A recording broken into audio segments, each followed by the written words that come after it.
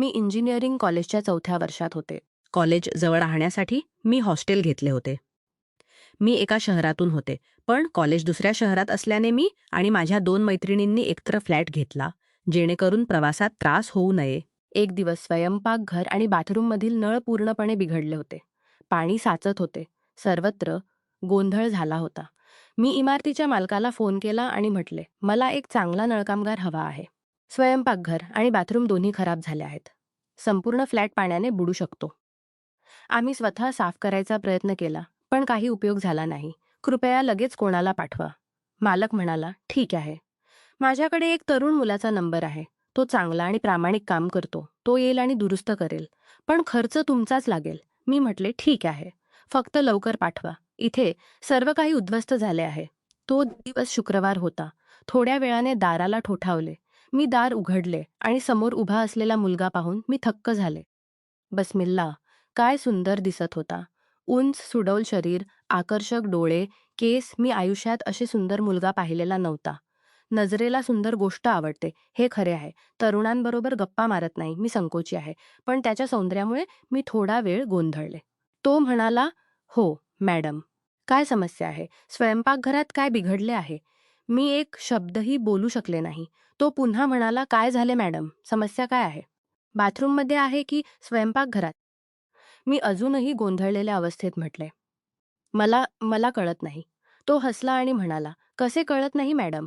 समस्या तुमच्याकडे आहे की मी चुकीच्या घरात आलो?" मी लगेच सावरले आणि म्हटले, "हो हो, समस्या आहे. स्वयंपाकघर आणि बाथरूम दोन्हीकडे पाणी साचते आहे. स्वयंपाकघरातील नळ बंद झाला आहे. पाणी बाहेर पडत नाही. मुख्य समस्या बाथरूममध्ये आहे." तिथून स्वयंपाकघराचे पाणी जाते, म्हणून दोन्हीकडे अडथळा झाला आहे. या बघा, मी त्याला स्वयंपाकघर आणि बाथरूम दाखवले. बोलताना माझी घसा कोरडी पडत होती. तो म्हणाला, "मॅडम, मी पाहतोय की तुम्ही खूप घाबरलेले आहात. एकही शब्द नीट बोलू शकत नाही. घरात कोणी आहे का?" मी म्हटले, "नाही. आम्ही 3 जणी इंजिनिअरिंगच्या विद्यार्थिनी आहोत. त्या दोघी कॉलेजात आहेत. फक्त मी घरी आहे. तुम्ही का विचारता?" तो म्हणाला, "कारण मला समजू शकणाऱ्या व्यक्तीशी बोलायचे आहे. तुमच्याकडून मला काहीच समजत नाही. मला काम लवकर संपवायचे आहे. माझ्याकडे इतर कामे आहेत." मी म्हटले, "ठीक आहे. तुम्ही तपासा. मी इथेच आहे. पैसेही मीच देईन." तो स्वयंपाकघरात गेला, उपकरणे काढली, बाथरूममध्ये गेला आणि अवघ्या 10 मिनिटांत काम संपवले. मग तो म्हणाला, "समस्या फार छोटी होती. तुम्ही स्वतःच साफ करू शकले असता. एक साधा नळ किंवा नळी घेऊन. बाथरूममधील मुख्य ओपनिंगमधून ढकलले असते तर काम झाले असते. एखादे रुमाल किंवा कागद अडकले होते. एवढेच." मी विचारले, "ठीक आहे. तुमचे पैसे किती?" तो म्हणाला, "समजा की फुकट." मी म्हटले, "नाही नाही. किती घ्याल?" तो म्हणाला, "जे द्याल ते." मी त्याला ₹100 दिले. तो म्हणाला, "हे जास्त आहे. ₹50 घ्या." आणि निघून गेला. तो गेल्यानंतर मी अस्वस्थ झाले. मला तो पुन्हा बघायचा होता. मला कळत नव्हते का, मी रात्रीच नळात पुन्हा कागदाचे रुमाल घालून अडकवले. दुसऱ्या दिवशी मी त्याला फोन केला आणि म्हटले, "तुम्ही काहीच केले नाही. नळ पुन्हा बंद झाला आहे." तो म्हणाला, "कसे मॅडम? मी पूर्ण साफ केले होते. पाणी व्यवस्थित जात होते. तुम्ही डोळ्यांनी पाहिले नाही का?" मी म्हटले, "खरेच पुन्हा बंद झाले आहे. आताच बंद आहे. मला कॉलेजला जाण्यापूर्वी 2 तास आहेत. कृपया येऊन बघा." तो म्हणाला, "मॅडम, माझ्याकडे काम आहे. उद्या करूया." मी म्हटले, "उद्या कसे? फ्लॅट बुडेल. आम्हाला स्वयंपाकघरात किंवा बाथरूममध्ये जाणे शक्य होणार नाही." तो म्हणाला, "ठीक आहे. मी दुसऱ्या ग्राहकाला सांगून येतो."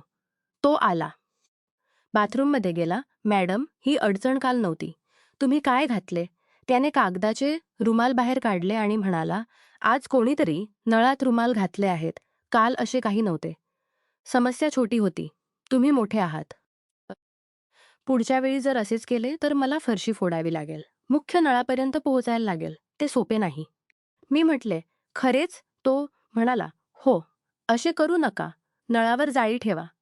काही पडू देऊ नका. जर नळ पूर्ण बंद झाला तर इमारतीच्या मालकाला मोठा खर्च येईल. नळ दुरुस्त करण्याचा मोठा खर्च येईल.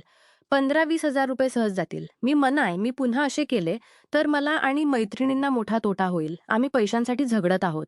आई-वडील आमच्यासाठी खूप खर्च करतात." मी त्याला विचारले, "तुम्ही काय शिकत आहात?" तो म्हणाला, "मी फिजिओथेरपी कॉलेजच्या 5व्या वर्षात आहे." मी आश्चर्याने म्हटले, "प्लंबर आणि फिजिओथेरपी? कसे?" तो म्हणाला, "व्यवसाय आणि काम वाईट नाही मॅडम. मी प्लंबर म्हणून काम करतो म्हणून मी वाईट माणूस नाही. मी फिजिओथेरपी शिकत आहे, चांगले गुण मिळवतो. काही विषयांत तर उत्कृष्ट. मी रस्त्यावर पडलेलो नाही. मी विचारले, मग प्लंबरचे काम का करता? तो म्हणाला, माझे वडील वारले आहेत. माझ्या 2 बहिणी आहेत. एक विवाहित आहे, दुसरी फार्मसीच्या दुसऱ्या वर्षात आहे. आई नोकरी करते, पण पगार कमी आहे. मला घरखर्च, आईचा खर्च आणि बहिणीच्या शिक्षणासाठी मदत करायची आहे. हे काम चांगले पैसे देते. आईवर अवलंबून न राहता मी स्वतःची जबाबदारी घेतो. मी मदत करतो, घेत नाही. मी म्हटले, खरेच तुम्ही खूप चांगले माणूस आहात. देव तुम्हाला यश देईल. तुम्ही किती दिवसांपासून हे काम करता? तो म्हणाला, पहिल्या वर्षापासून. एका प्लंबरसोबत शिकलो. त्याने मला व्यवस्थित शिकवले. मी सिरॅमिक बसवतो, रंगकाम करतो, इलेक्ट्रिकल कामही करतो. पूर्ण व्यवसाय शिकलो आहे. घरी बसून आईच्या पैशावर जगण्यापेक्षा हे चांगले. मला भाऊ नाही, त्यामुळे कॉलेज संपल्यावर लष्करात जाण्याची गरज नाही. डॉक्टरकडे किंवा सरकारी नोकरी मिळेल. काम वाईट नाही मॅडम. काम ही इज्जत आहे. प्लंबर असो, इलेक्ट्रिशियन असो किंवा रंगकाम करणारा असो, रस्त्यावर पडून राहण्यापेक्षा किंवा आईच्या पैशावर जगण्यापेक्षा हे चांगले. मी त्याला खूप आदर वाटू लागला. मी म्हटले, मी तुम्हाला पहिल्या दिवसापासून आदर करते. तुम्ही खरोखर प्रामाणिक आणि मेहनती आहात. देव तुम्हाला यश देईल. तो म्हणाला, तुमच्या आदराबद्दल करू नका. मी पैसे विचारले. तो म्हणाला, नाही, मी काहीही घेत नाही. पुढच्या वेळी असे नुकसान होऊ देऊ नका. तुम्ही विद्यार्थी आहात. आई-वडील तुमच्यासाठी खूप काही करतात. त्यांचा विचार करा. तो निघून गेला. मी दररोज त्याच्याबद्दल विचार करू लागले. 2 दिवसाने मी त्याला फोन केला आणि विचारले, कसे आहात? तो म्हणाला, ठीक आहे. नळात काही समस्या आहे का? मी म्हटले, नाही, नळ व्यवस्थित आहे. फक्त तुमची चौकशी करायची होती. तो म्हणाला, तुमच्यासारख्या चांगल्या व्यक्तीची चौकशी होणे ही माझी भाग्य. तुम्ही खूप सुसंस्कृत आहात. मी म्हटले, मॅडम म्हणू नका. मला स्नेहा म्हणा. मीही तुमच्यासारखीच विद्यार्थिनी आहे. मित्र समजा. तो म्हणाला, तुमच्यासारखी बहीण असणे ही माझी इज्जत. मी म्हटले, बहीण नाही मित्र. आम्ही थोडे बोललो. पुन्हा 2 दिवसांनी मी फोन केला. मीच फोन करत होते, फक्त चौकशीसाठी. तो खूप प्रामाणिक होता. फोनवर जास्त वेळ बोलत नसे. शिक्षण आणि काम यांना प्राधान्य देत असे. मुलींबरोबर वेळ घालवणारा प्रकारचा नव्हता. एकदा फोनवर तो म्हणाला, मला क्षमा करा, मी बोलू शकत नाही. मी म्हटले, म्हणजे माझा आवाज ऐकायचा नाही? तो म्हणाला, नाही, ऐकणे ही माझी इज्जत आहे. मी म्हटले, पुन्हा मॅडम म्हणू नका, स्नेहा म्हणा. तुम्ही माझे जीवन उलथून टाकले आहे. मी तुमच्याबद्दल का विचार करते ते मला कळत नाही. तो म्हणाला, बोला. मी म्हटले, मी मुलांमागे लागणारी मुलगी नाही. मी कधीही मुलांशी गप्पा मारल्या नाहीत. कॉलेजातही मी सर्वांशी अंतर ठेवते. मी आदर्शील कुटुंबातील आहे. आमच्या घरात मुलगी-मुलगा यांची मैत्री चालत नाही. पण तुम्हाला पाहिल्यापासून मला तुमच्याशी बोलायला आवडते. तुमचा आवाज ऐकायला आवडते. तो म्हणाला, मला भाऊ समजा. गरज पडल्यास फोन करा. मी म्हटले, मला भाऊ नको. किमान मित्र व्हा. देव आमच्यात प्रामाणिकपणा आणि स्वीकार ठेवो. तो थोडा आश्चर्याने म्हणाला, मला तुमचा फोन ऐकून आनंद होतो. मी म्हटले, एक दिवस तुम्ही चूक करा आणि मला फोन करा. मला तुमची आठवण येत असल्याचे सांगा. तो म्हणाला, देव काहीतरी चांगले घडवेल, आणि फोन ठेवला. मी एक दिवस स्वतःला म्हटले, आज फोन करू नकोस. दुसऱ्या दिवशीही नाही, तिसऱ्या दिवशीही नाही. मी माझी इज्जत राखायची होती. तोही मला आठवेल अशी अपेक्षा होती. मी रात्री झोपेपूर्वी त्याच्याबद्दल विचार करत होते. अभ्यासाबरोबरच हेही चालू होते. आई-वडील मला पूर्ण विश्वासाने दुसऱ्या शहरात पाठवले होते. मी त्या विश्वासाला धक्का लावू नये असे मला वाटत होते. पण प्रेम हातात नसते. मी त्याला आवडू लागले होते. मी म्हटले, काही नळ बिघडले नसते तर मी त्याला फोनच केला नसता. काही दुसरा आला असता तर हे झाले नसते. 1 आठवडा झाला. त्याने एकदाही फोन केला नाही. मी स्वतःच त्याच्या मागे लागले होते. मी म्हटले, स्नेहा, हे विसर. अभ्यासाकडे लक्ष दे. हळूहळू सवय होईल. जो निर्माण करतो तोच विसरवतो. त्या दिवशी मी ठरवले की आता त्याला फोन करणार नाही. मी अभ्यास करेन, कॉलेज पूर्ण करेन आणि जुन्या जीवनाकडे परत जाईन. आठवडा संपला. मी स्वतःला जबरदस्तीने अभ्यासात गुंतवले. अचानक रात्री 11 वाजता त्याने फोन केला. कशी आहेस? 1 आठवडा झाला तू चौकशीही केली नाहीस. माझे हृदय हलले. शेवटी त्याने फोन केली नाहीस. शेवटी त्याने फोन केला. मी म्हटले, शेवटी तुझा आवाज ऐकला.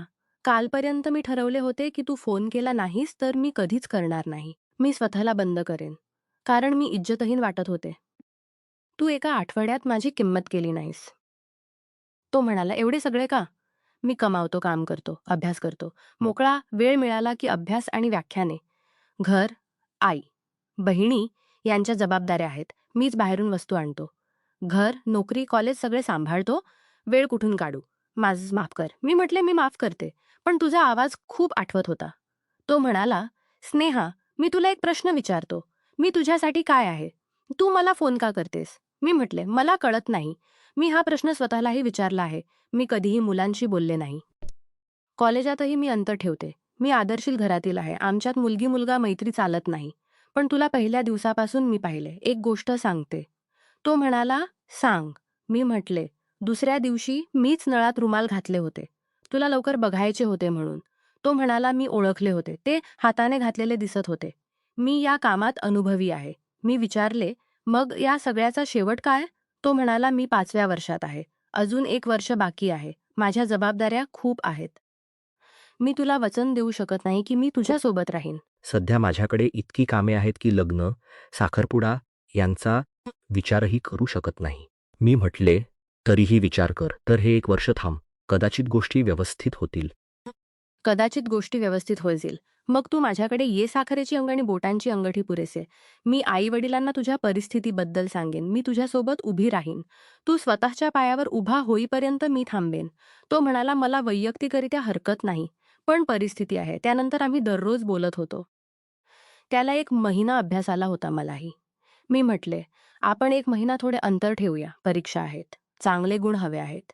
मी तुझ्या अपयशाचे कारण व्हायला नको. तो म्हणाला, लाज वाटत होती की तू समशील की मी दूर जातोय. त्या महिन्यात आम्ही फारसे बोललो नाही. 10 दिवसांनी मी चौकशी करत असे. तोही प्रोत्साहन देत असे. आम्ही अभ्यास केला. मी 4थ्या वर्षात उत्तीर्ण झाले. चांगले गुण मिळाले. तोही 5व्या वर्षात उत्तीर्ण झाला. आता मी अंतिम वर्षात होते, तोही अंतिम वर्षात. त्यानंतर आम्ही पुन्हा दररोज बोलू लागलो. अभ्यास संपल्यावर मी म्हटले, आता तुला 1 पाऊल उचलावे लागेल. मी हे शहर सोडणार आहे. हॉस्टेल सोडणार आहे. मी घरी जाईन. मग मी तुला फोनही करू शकणार नाही. माझे आई-वडील खूप कडक आहेत. आपल्या संबंधाचा शेवट काय? तो म्हणाला, ठीक आहे, मला 6 महिने द्या. साखरेची अंगठी आणि बोटांची अंगठी जमा करतो आणि येतो. मी आजच तुझ्याशी लग्न करायला तयार आहे. मी म्हटले, खरे का अमित? तो म्हणाला, खरे. मी घरी गेले. कॉलेज पूर्ण केले. पदवी मिळाली. मी शहरातील एका बांधकाम कंपनीत आर्किटेक्ट इंजिनियर म्हणून नोकरी शोधली. जेव्हा मोकळी असे तेव्हा मी अमिताला फोन करत असे. तो म्हणायचा, तू मोकळी असतानाच फोन कर. तुझ्या आई-वडिलांसमोर अडचण येऊ नये. तोही फिजिओथेरपी पूर्ण करून एका डॉक्टरांकडे काम करू लागला. एकदा त्याने म्हटले, स्नेहा, आई-वडिलांना थोडे सांग. जेव्हा मी येईन तेव्हा त्यांना आश्चर्य वाटू नये. मी आईला सांगितले. आई म्हणाली, तो प्लंबर आहे. मी म्हटले, आई, तो फिजिओथेरपीचा डॉक्टर आहे. 6 वर्षे कॉलेज. आता डॉक्टरांकडे काम करतो. पुढे सरकारी नोकरी किंवा स्वतःचे क्लिनिक उघडेल. कॉलेज पूर्ण करून घरी बसणाऱ्यापेक्षा हे चांगले नाही का? आईने बाबांना सांगितले. बाबा म्हणाले, प्लंबरचा व्यवसाय चांगला नाही. मी म्हटले, बाबा, तो तात्पुरता होता. आता तो डॉक्टर म्हणून काम करतो. तो स्वतःच्या पायावर उभा आहे. आई आणि बहिणींची जबाबदारी घेतली. मेहनती माणूस आहे. त्यात काय वाईट? बाबा म्हणाले, ठीक आहे. तो त्याच्या घरच्यांना घेऊन येईल. मी अमिताला सांगितले. तो आई, मामा, काका आणि लहान बहिणीला घेऊन आला. आमच्या कुटुंबाने त्यांचे स्वागत केले. बाबांनी होकार दिला. बाबा अमिताला म्हणाले, अमित, मी ऐकले आहे की तू मेहनती आणि जबाबदार तरुण आहेस. मी तुझ्यावर दबाव टाकणार नाही. मला फक्त साखरेची अंगठी आणि बोटांची अंगठी हवी. माझी आधीच 1 साखळी दिली आहे. फक्त तिच्या हातात 2 बांगड्या घालेल. फक्त तू मेहनत कर आणि काम कर. अमित म्हणाला, मी काम करतो काका. प्लंबर, इलेक्ट्रिकल सगळे. आता डॉक्टरांकडे चांगले पैसे मिळतात. बाबा म्हणाले, मी तुला 1 ते 1.5 वर्षाची मुदत देतो. तुझे घर तयार कर, फर्निचर लाव. मला हंगाम, भेटवस्तू काही नको. फक्त घर तयार कर. अमितने स्वतःला खूप कष्ट दिले. डॉक्टरांकडे काम करत असताना विश्रांतीच्या वेळेत प्लंबरचे कामही करत असे. 6 महिन्यात घर तयार झाले. 3 खोल्यांचे फर्निचर जमा केले. बाबांनी 1 बेडरूम, डायनिंग आणि 1 मुलांची खोली मागितली होती. सलून आम्ही आणणार होतो. 1 वर्षात सर्व काही तयार झाले. लग्न झाले. लग्नानंतर अमिताला सरकारी नोकरी मिळाली. पण नशिबाने त्याला दुबईतील एका मोठ्या रुग्णालयात फिजिओथेरपिस्टची नोकरी मिळाली. पगार खूप चांगला होता. आम्ही दोघेही गेलो. मीही तिथे एका मोठ्या बांधकाम कंपनीत नोकरी मिळवली. आमचे पगार चांगले होते. 3 वर्षे आम्ही तिथे राहिलो. दरवर्षी घरी भेटायला येत होतो. आम्ही आमच्या शहरात 4 मजली घर विकत घेतले. गाडीही घेतली. आमची परिस्थिती खूप सुधारली. बाबा म्हणाले, स्नेहा, नशिबाने तुला चांगला वर मिळाला. तू आदर्शील आणि मेहनती मुलगी आहेस. देवाने तुला चांगला, प्रामाणिक आणि सुंदर तरुण दिला. देव तुझ्यावर रागावणार नाही, आम्ही आई-वडिलांना खूप आदर करतो. विशेषतः बाबांना. कारण त्यांनी अमितावर कधीही दबाव टाकला नाही. मी इच्छिते की प्रत्येक बाबा असावा. मुलीच्या सासूरवाशाकडे पाहताना व्यापारी दृष्टिकोन ठेवू नये. तरुणाला दिलासा द्यावा. नमस्कार मित्रांनो, तुम्हाला ही कथा आवडली असेल तर चॅनेलला सबस्क्राईब करायला विसरू नका. आणि यापेक्षाही अधिक रंजक व्हिडिओ पाहण्यासाठी माझ्या चॅनेलवर नुकताच अपलोड केलेला नवीन व्हिडिओ नक्की पहा. तो तुम्हाला खूप आवडेल अशी मला आशा आहे.